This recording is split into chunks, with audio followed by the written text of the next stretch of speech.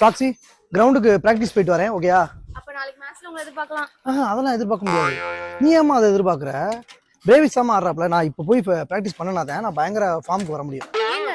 எப்பங்க 3 match தோத்தாச்சு. Sakshi நீ எப்படி பேசலாமாமா? இன்றைய தோல்வி நாளைய வெற்றியின் முதல் படி.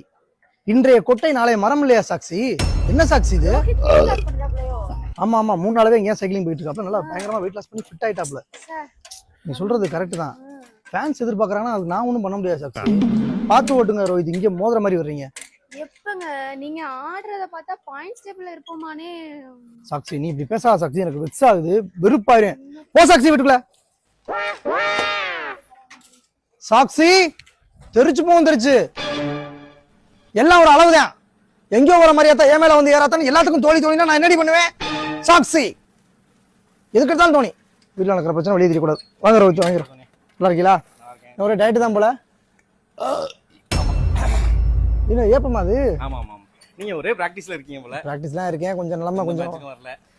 நான் இன்ஜூரியில் இருக்கேன்ல, அதனால என்ன டீம் ஒரு மாதிரி ஆகி போச்சு. என்ன ரோஹித் இது தூக்கி சட்டி?